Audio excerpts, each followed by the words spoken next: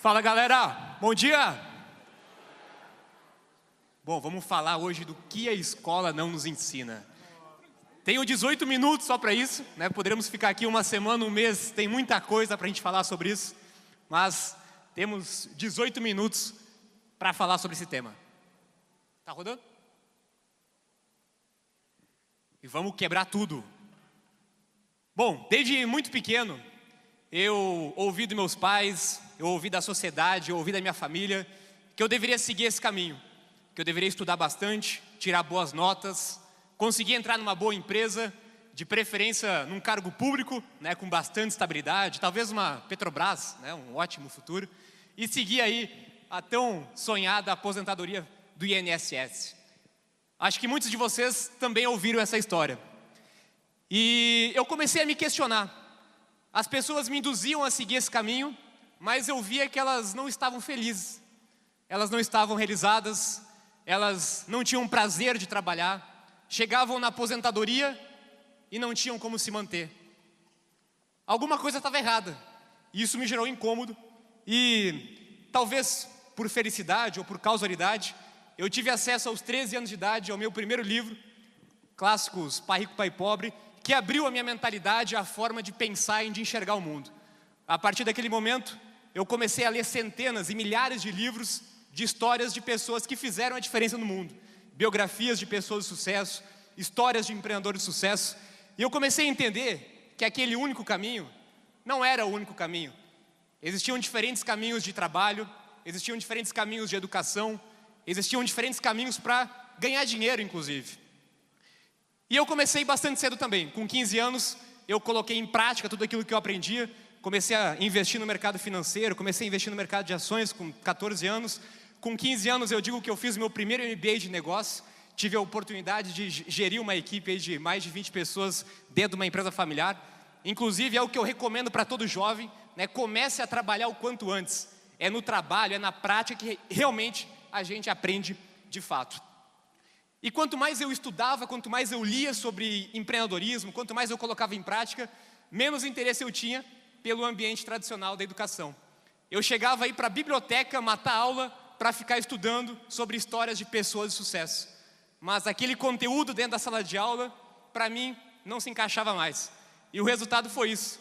Fui reprovado no ensino médio, fui rotulado aí como talvez o ovelha negra da sociedade, na família, por não querer seguir o caminho tradicional de educação. E acabei fazendo um supletivo, que nem o Murilo também comentou ontem, para seguir esse caminho. E alguns anos depois de alguns projetos que eu comecei, esse era o meu cenário.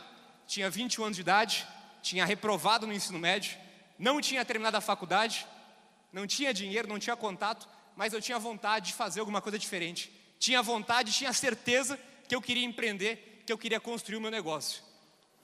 Eu comecei então, eu fui buscar, na verdade, antes disso, eu fui buscar um trabalho de trainee dentro de uma corretora de investimentos. Eu queria entender como funcionava o mercado financeiro, e eu entrei dentro da corretora achando que eu ia entrar lá e ser um operador, que eu ia começar a mexer na bolsa, operar na bolsa de valores, e me colocaram para vender curso, para vender treinamento como estagiário. 3 meses depois, eu estava indignado com a forma que elas ensinavam as pessoas a ganhar dinheiro. E eu pensei, por que eu não posso abrir a minha própria empresa de educação financeira? O meu cenário para isso era ideal. Não tinha dinheiro, não tinha contato, não tinha experiência, não tinha nada. Mas eu aprendi, talvez a primeira lição, que você não precisa ser o maior especialista. Você precisa estar junto dos maiores especialistas. Eu fui então atrás dos maiores especialistas de educação financeira do Brasil, e dali surgiu o meu primeiro negócio, que se transformou numa rede de franquias de educação financeira, com franquia por mais de 30 estados do Brasil. Foi notícia em vários canais, em várias mídias. Foi um grande sucesso na época. E ali eu tive mais uma grande lição de negócio. Tinha 21 anos de idade, achava que eu já sabia tudo. Achava que eu já tinha alcançado sucesso. E o resultado, com certeza, foi mais problema. O negócio teve problemas, tiveram algumas dificuldades. Foi um grande aprendizado para mim, foi uma grande experiência. E a partir daquilo aí, eu comecei a buscar outros problemas que eu poderia transformar em negócio. E eu quero mostrar para vocês aqui algumas histórias, como a gente sempre fala que o Brasil está cheio de problema, isso é fato. tem problema na educação, tem problema no transporte, tem problema em tudo que é lugar. E apesar de parecer clichê, né, de que transformar problemas em oportunidades é a nossa função como empreendedor, eu vou mostrar para vocês aquilo que a mídia não mostra, aquilo que a grande massa não mostra do empreendedorismo. A gente geralmente ouve histórias de sucesso, mas não ouve como essas histórias foram construídas. E na minha vida, todas as histórias de empreendimento, de negócio que eu construí, foram baseadas em problemas. Problemas atrás de problemas. Esse aqui é mais um exemplo. No ano passado, um amigo meu me ligou. Ele tem um e-commerce, vende pela internet, e me ligou que ele queria tomar um café comigo. Essa é uma prática que eu tenho muito comum também, de conversar com as pessoas. Eu sempre digo que nada, como o Murilo diz, nada se cria, tudo se combina. As ideias surgem da conexão de pessoas, da conexões de temas, de assuntos diferentes. E eu fui tomar um café com esse meu amigo. E ele comentou que ele estava com um problema no e-commerce dele. Ele estava com dificuldade de enviar as mercadorias iam, voltavam. Enfim, um problema que grande parte dos e-commerce no Brasil tinham. E a partir daquela conversa, nós começamos a buscar soluções para esse problema. E a gente construiu uma startup que está tendo uma repercussão bastante bacana também. Foi selecionada em alguns programas de aceleração, recebeu um investimento, que é uma rede de pontos de retirada para produtos comprados pela internet. Quem não está em casa para receber a mercadoria, ou quem mora em lugares onde o correio não tem facilidade de chegar, é uma alternativa para receber o produto em pontos perto da tua casa. Em padaria, em posto de gasolina, você escolhe pontos perto da tua casa. Foi mais um negócio que surgiu através de problemas. Outro negócio surgiu através de problema também na área de atividade física. A gente sabe que hoje não é por falta de conhecimento que as pessoas não têm uma vida saudável, não é por falta de informação que as pessoas não praticam atividade física. E a gente começou a desenhar, esse aqui é o plano de negócio, esse é o plano estratégico de 100 páginas que os meus negócios começam. Com rabisco num guardanapo, com rabisco num quadro, dali que uma ideia começa a ganhar forma e começa a entrar em prática e começa a se desenvolver. Nenhuma ideia nasce pronta, ela se desenvolve durante o caminho, por isso que a importância de colocar uma ideia em prática o quanto antes. E a partir desse conceito surgiu mais uma startup que ajuda a conectar pessoas para praticarem atividades físicas com interesse em comum. Mais uma startup que surgiu também de um problema e está tendo aí uma atração bem bacana. E assim foi a minha vida, vários problemas surgiram e esses problemas sempre foram transformados em oportunidades de negócio. A grande parte delas não deu certo, muitas delas ficaram pelo caminho, mas um dos grandes aprendizados que eu tirei disso foi que mesmo uma oportunidade de negócio que não dá certo, que fracassa, que tem algum problema, ela te abre portas para outras oportunidades. Lembra que eu comentei com vocês que o meu primeiro projeto foi na área de educação com autores consagrados. Começo desse ano eu lancei um novo projeto, muito similar a esse. Não sei quem daqui já ouve o Resumo Cast, é um podcast de resumo de livros, que está tendo uma repercussão muito bacana também. São mais de 38 episódios, que toda semana a gente compartilha gratuitamente, sem nenhum retorno financeiro, resumos de livros para quem não tem o hábito de ler, para quem não gosta de ler. Tem uma oportunidade bem bacana para ouvir resumos de livro através do podcast no celular. Eu comecei isso também sem nenhuma intenção, comecei isso voluntariamente. E quando eu entrei nesse projeto, quando eu entrei no mundo do podcast, eu encontrei mais problema. Eu vi que o mercado de podcast no Brasil ainda é bastante novo e através disso a gente construiu mais um negócio, que é uma rede de publicidade para podcast, para ajudar podcasts a monetizarem e terem mais tração no Brasil. O que eu quero dizer com isso para vocês? Que não existem super-heróis, não existem gênios como a mídia nos mostra. Geralmente a gente vê na grande mídia a história de um jovem empreendedor que construiu um negócio, construiu um aplicativo e da noite para o dia ficou milionário. Mas a gente não aprende, a gente não vê, infelizmente, pelo que eu chamo aí do vírus da mídia brasileira, o contexto da história de um empreendimento de sucesso.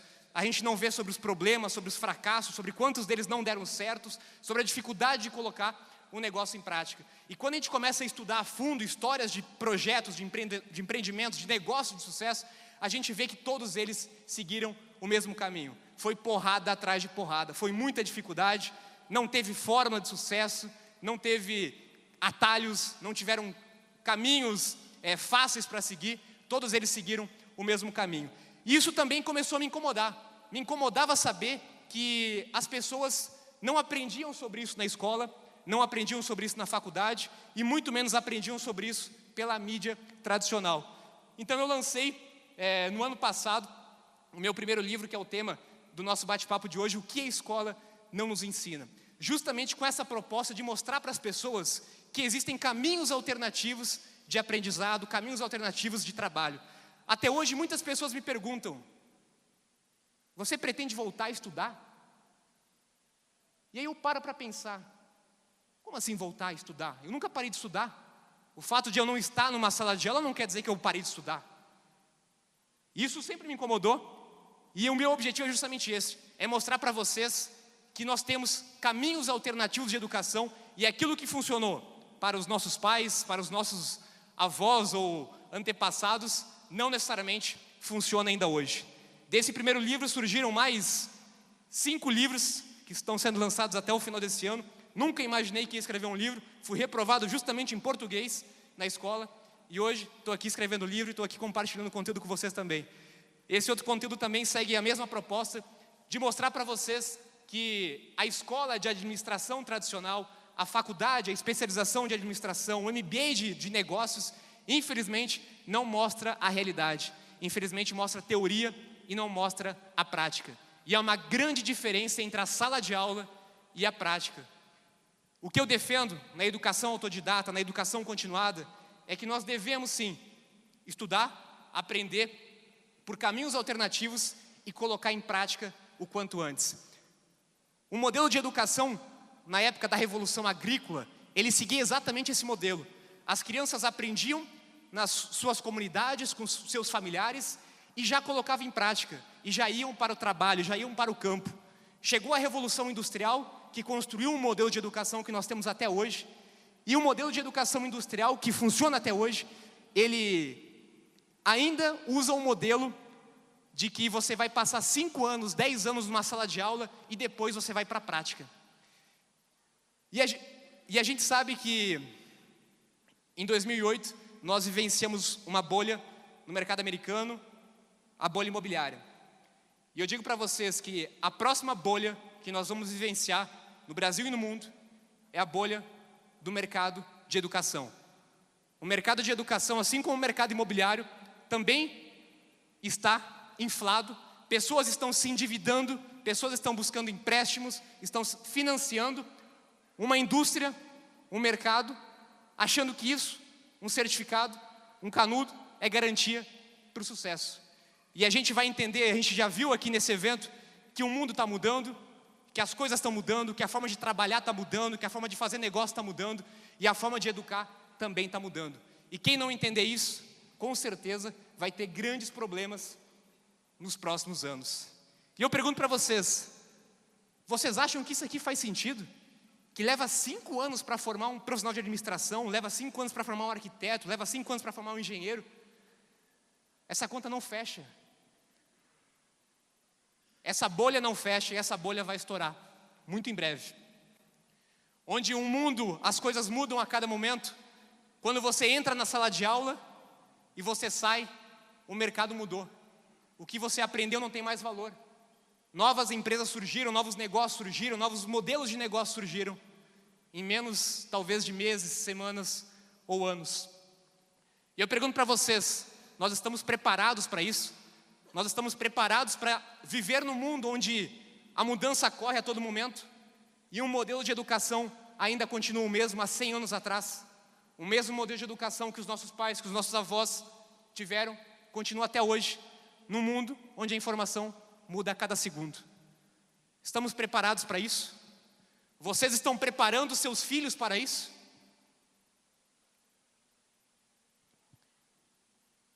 Essa frase chama muita atenção também do meu amigo Marcelo Peluso. Se plano de negócio e planejamento estratégico funcionasse, todo orientador de TCC seria bilionário.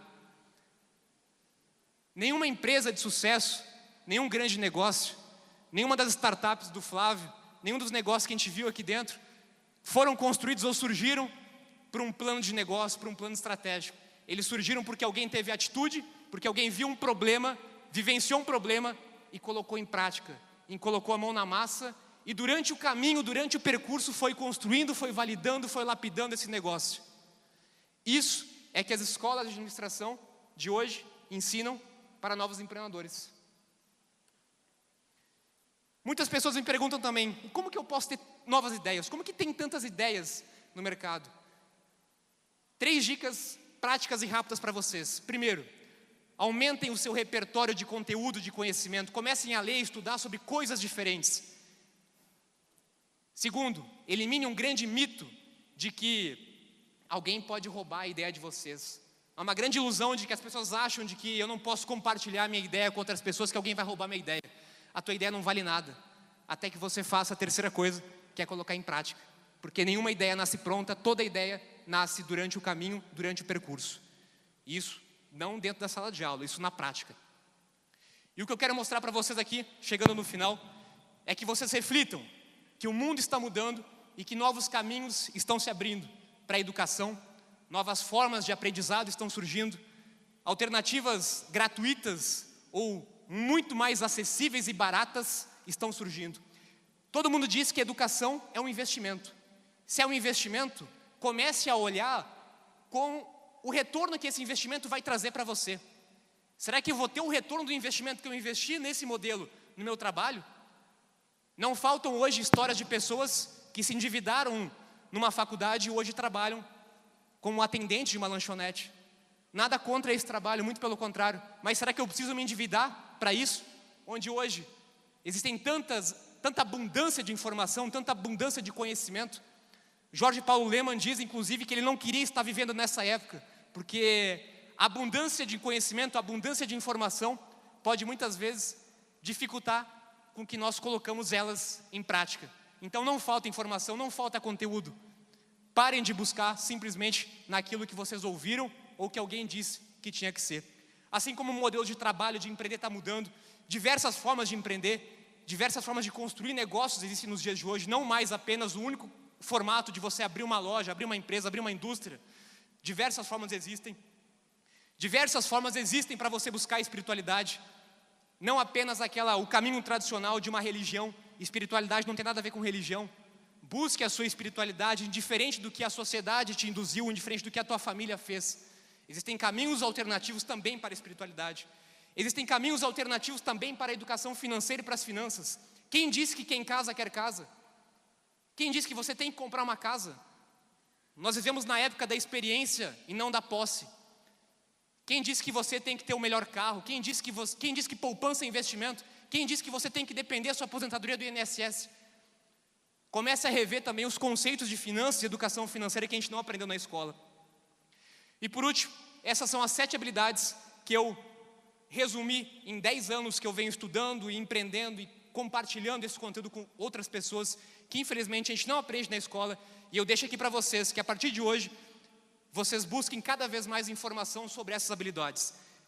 Eu acredito que a educação não é baseada em respostas e sim em perguntas. E eu quero deixar para vocês essa reflexão, para vocês buscarem cada vez mais conhecimento, aprendendo a conhecer a si mesmo.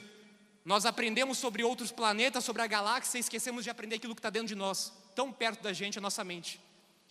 Nós não aprendemos sobre empreendedorismo, a gente aprende a buscar empregos. Nós não aprendemos a vender, nós não aprendemos sobre marketing e marca pessoal. Nós não aprendemos a ser um líder, nós aprendemos a ser liderados. Nós não aprendemos sobre educação financeira. Nós não aprendemos a cuidar e manter daquilo que tem maior valor na nossa vida, que é saúde e espiritualidade. E por último, não tenha foco. Isso mesmo. Viva experiências diferentes na sua vida e não apenas ache que você vai ter um único trabalho, uma única profissão, um único caminho. Tenha experiências diferentes, que essas experiências em algum momento vão se conectar e vão fazer surgir coisas ainda maiores.